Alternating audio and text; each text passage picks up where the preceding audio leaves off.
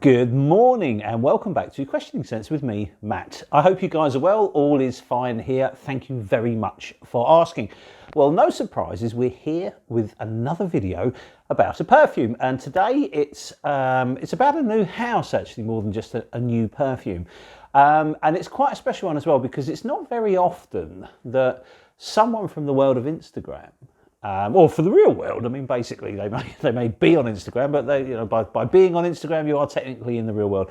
And someone who I know quite well has actually put their money where their mouth is, and dived into the world of perfumery. And I think that's always a good thing to do when you have a passion, when you're really interested in something. Then to make the leap and make a career out of it, or certainly, turn it into sort of an enterprise, I think is always a bold thing to do, a brave thing. And an exciting one too. So we're here to talk about Soma Parfums, which, if you don't know, is a brand new perfume house from the brain of fragrance weirdo, everyone's favourite Instagrammer. Now, Dan has been on the Scent Geeks podcast, and he's quite prolific on Instagram and in various Facebook groups as well. So he's a well-known character in the certainly in the UK fragcom, and I would imagine therefore worldwide. But he has decided to, as I say, put his money where his mouth is and launch a perfume house which is called Soma Parfums. Now, they've opened with 3 fragrances in the collection to start with, I think. So we have Blonde, we have Carmine, and we have Viride. So we're going to talk about one of those today. I've tried all 3 and I genuinely have been rather impressed with all 3 of them.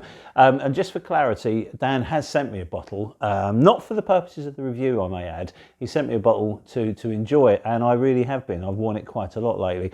But I just want to get this out of the way. If I didn't like it, I would have wished Dan all the best, and we wouldn't be having this conversation. So yeah, it is going to be a positive review.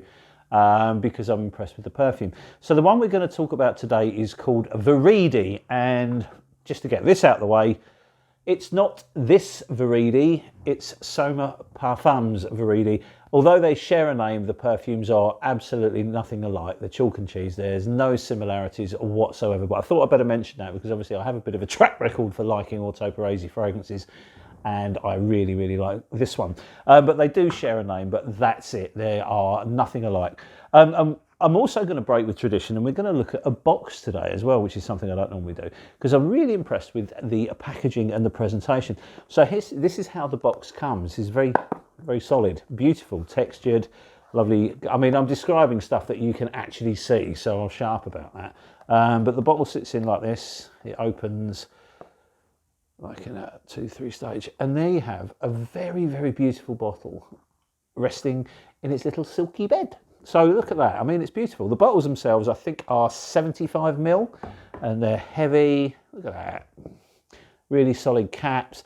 They're just, it oozes class. And I know Dan's goal was just to make simple, unpretentious and beautiful perfumes, and he has certainly achieved that. So we're going to look at Viride today. So what I'll do is, I'm wearing it at the moment. We'll have a little spray now, always a treat. And then we'll run through the notes and we'll discuss the perfume, who can wear it, or who I think will enjoy it the most, what it's good for, where's a good time to wear it, that sort of thing. Basically the usual format. So we'll let that settle down and then we'll go through the notes and get into it. Okay, so Viride is basically inspired by a train journey from the heart of the city out into the countryside on a pretty gloomy day. And I think it's really, really well done, actually. He's achieved that. So if we have a look at the notes, you'll get an idea of where the perfume's going. For me, it's a modern perfume for sure, but it does certainly doff its cap to some classics of the past, which is always a good thing, I think, when you're starting out on a fragrance journey with a house, basically, or launching a house, shall we say.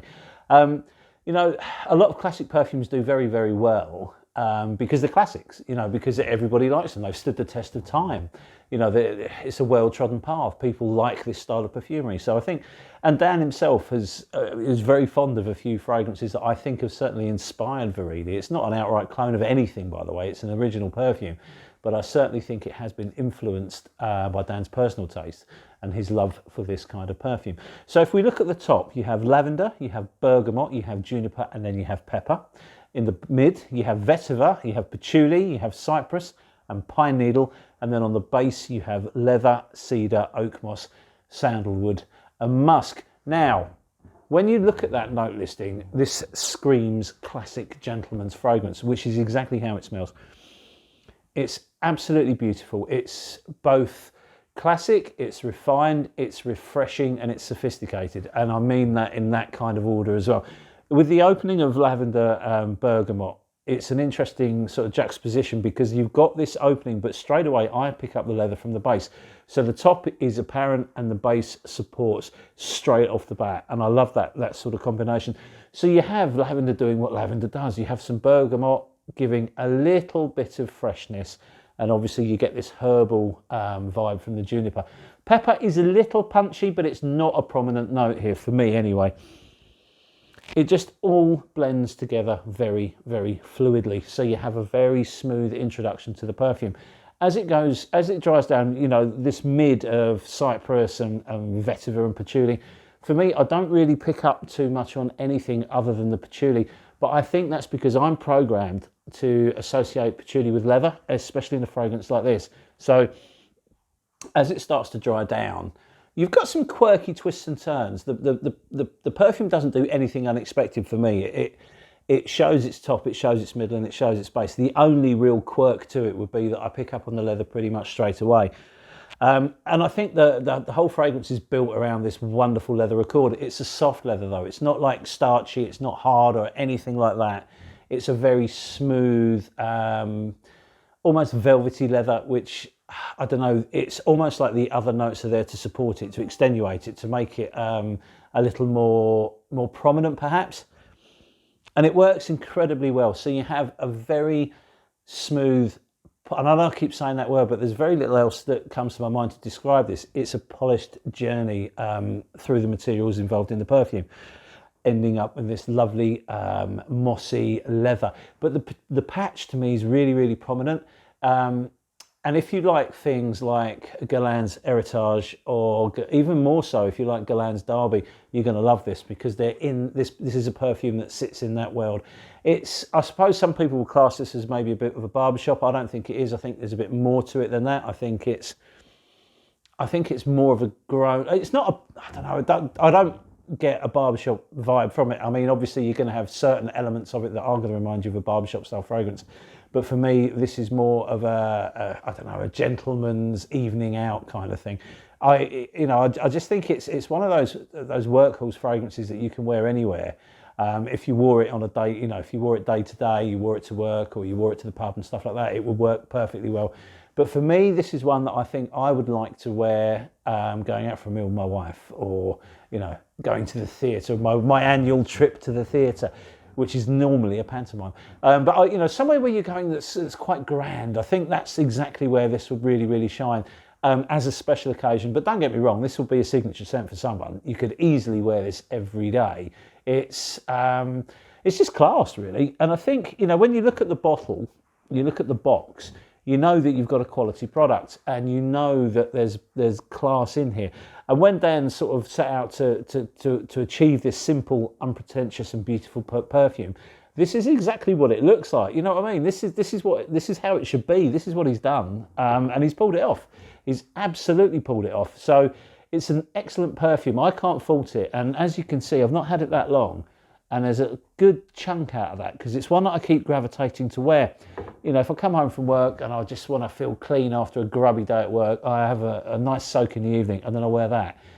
If I'm sort of running around in the morning, I wore it to my son's rugby the other morning and it was lovely. It just felt great, standing out in the cold on a field, you know, windy day, and I just felt really refined. So it is certainly one that's going to enhance your mood and things like that. So in terms of cost, this costs £140 for 75ml. Now I do believe that there is a discount available at the moment. So if you look at Soma Parfums website, I'll put the link, or Rich will put the link up there.